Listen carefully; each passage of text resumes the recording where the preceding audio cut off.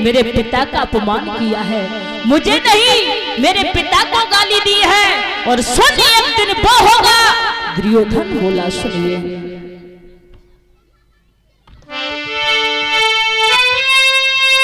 कि द्रौपदी तुझे घमंड जरा हो देखूं ताना बाना तेरा, यदि सभा में नंगी नाई करी तो दुर्योधन नहीं।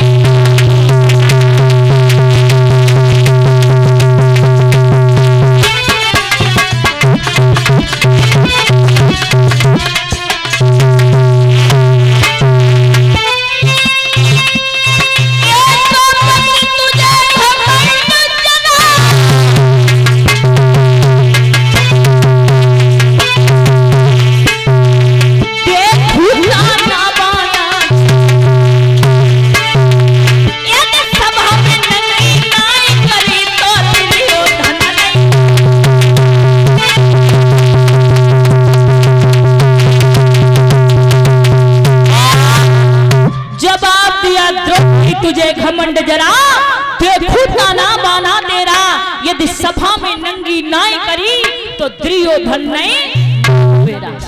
एक दिन वो होगा सभा के बीच में तुझे नगिन करके अपनी जंगा पर बैठा रहूंगा। ऐसा कह करके वहां से चला आया। रास्ते में अंगराज कर्ण मिले परीक्षित महाराज, तो कर्ण ने नमस्कार किया लेकिन कोई जवाब नहीं दिया। सभा में बैठ गया राजगद्दी पर, मुंह लटका करके ऐसा मालूम पड़ रहा है मानो किसी ने मारा हो।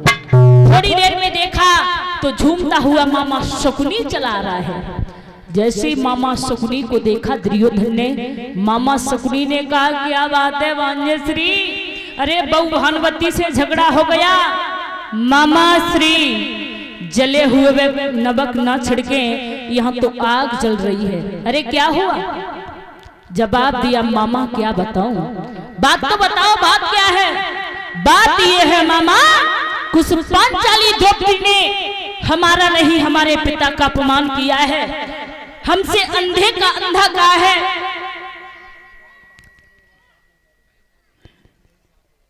जब ये कहा है कि हमसे अंधे का अंधा कहा है, तो जवाब दिया मामा शकुनी ने, ए भांजेश्री छोटी सी बात के ऊपर आप इतने बड़े परेशान हो? तो बोलो शकुनी क्यों पागल हो गए हो? दुर्योधन बोला मामा, अरे मामा कछुआ कल बताइए,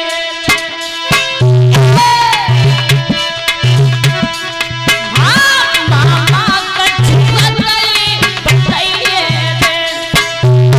मेरे लगी बुझाई।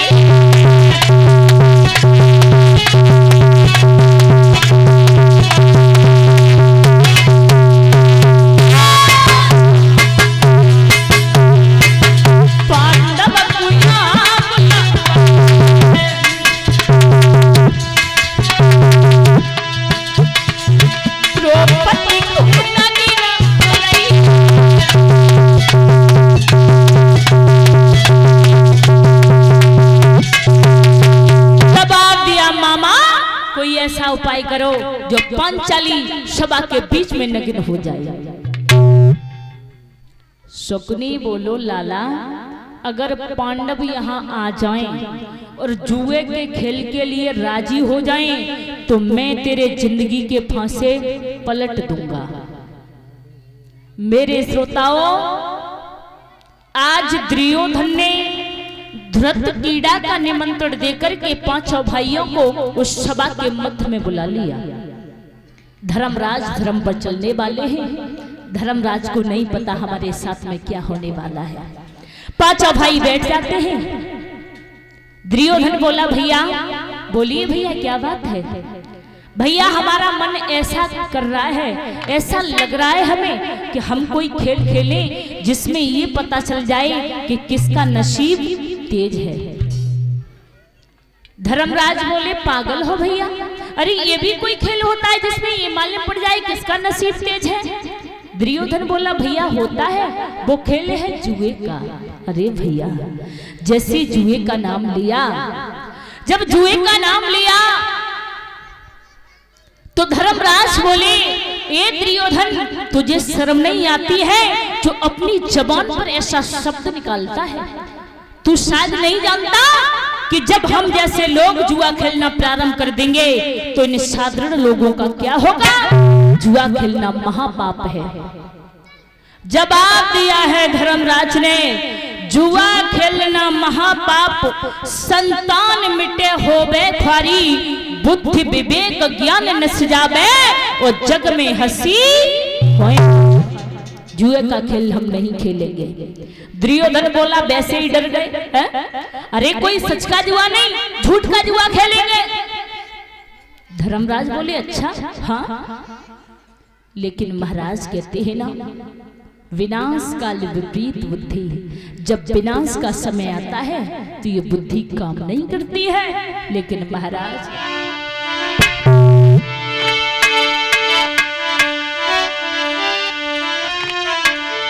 कि दुखा दालंधर दे भैया, जाय को दुखा दालंधर दे, ताकि मत पहले हर बोलो राम श्री राम जय।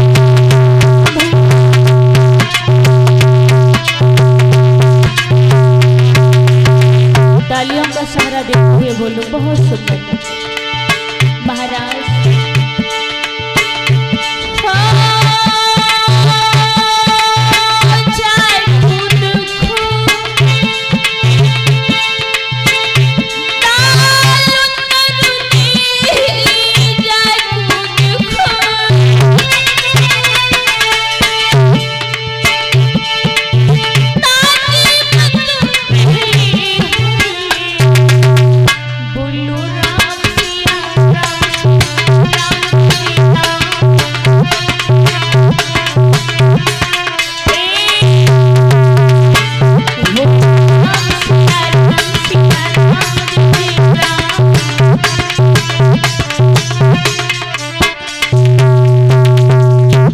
जागु दुख दालुंदर देही, वृता की मति पहले हर ले। धर्मराज की बुद्धि ने कोई काम नहीं किया। बोले, ठीक है भैया, अगर झूठ का जुआ है तो खेलने के लिए तैयार है। जुए का खेल प्रारंभ हो चुका परीक्षित महाराज। लेकिन जो मामा शकुनी था ना, जो फांसी चला रहा था, वो कोई साधारण फांसी नहीं थी महाराज। वो जरासंध की हड्डियों की बनी हुई फांसी थी, और केवल मामा शकुनी चलाना जानता था, अन्यथा वो किसी से नहीं आती थी। आज मामा शकुनी जिस समय फांसी चलाने लगा, फांसी फेंकने लगा, देखते ही देखते मेरे श्रोताओं, वो झूठ का जुआ सच में बदल जाता है। धर्मराज ने मणिमाला को लगा दी है। देखते ही देखते धर्मराज मणिमाला को हार गए। धर्मराज ने राजपाट सब कुछ लगा दिया, धन दौलत, देखते ही देखते राजपाट सब कुछ हार गए। आज धर्मराज ने पांचों भाइयों को लगा दिया दाई पर, स्वयं को भी लगा दिया। फांसी फेंकना प्रारंभ हो गई। देखते ही देखते धर्मराज पांचों भाइयों को हार गए। अब तो धर्मराज नीचे को गर्दन करे बैठे हैं। मामा शकुनी की तरफ देख करके दुर्योधन हंसने लगा, इशारा किया। मामा शकुनी तुरंत पहुंचा है दुर्योधन के पास से आज धर्मराज के पास। बोले, धर्मराज क्यों परेशान हो? अरे क्यों परेशान हो रहे हो? शायद तुम एक बात नहीं जानते हो, सुनो। कि हाथी दुर्बल हो जाने पर,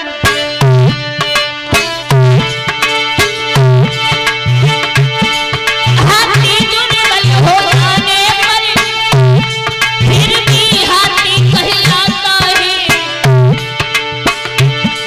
राजा भिक्षुक बन जाने पर राजा ही माना जाता है।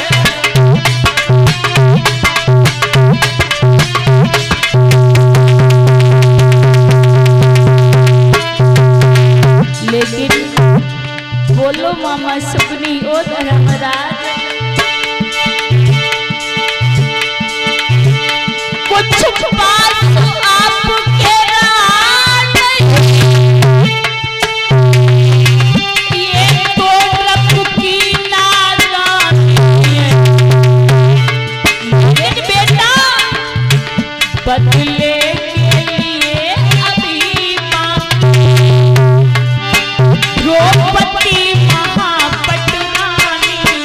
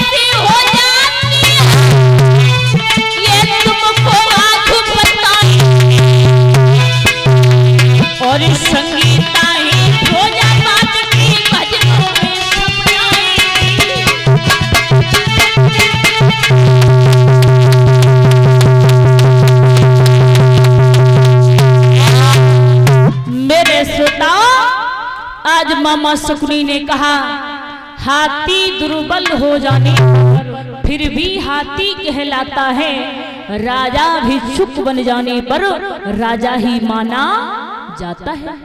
हाथी कितना भी परीक्षित महाराज वृद्ध क्यों ना हो जाए बूढ़ा, लेकिन जब ये दुनिया वाले कहेंगे तो उससे हाथी ही कहेंगे। राजा से भिखारी क्यों ना बन जाओ, लेकिन दुनिया वाले राजा ही कहेंगे।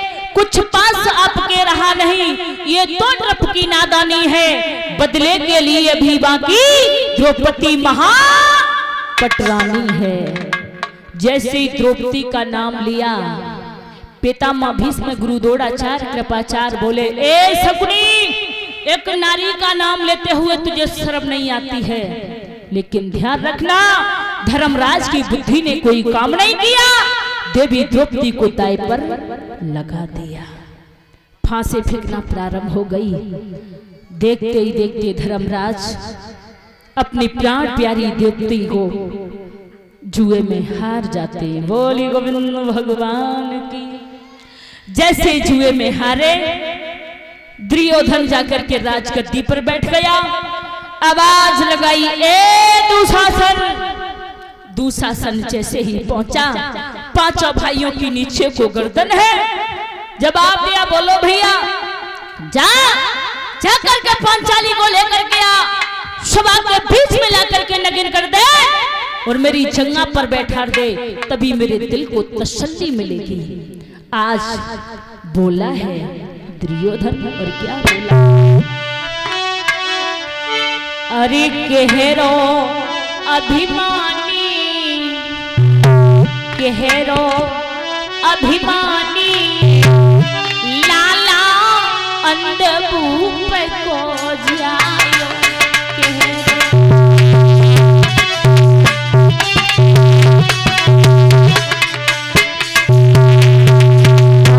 माता ताली बजा करके बोलो, एक कहरो अभिमानी, लाला अंधभूप को जायो।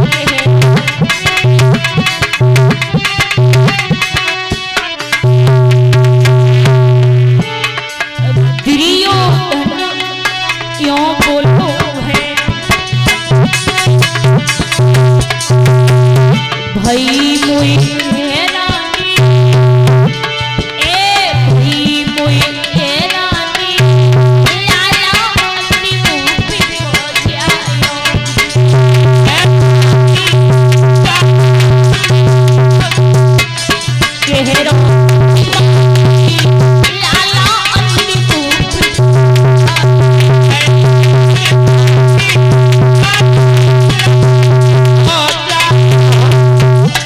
दुशासन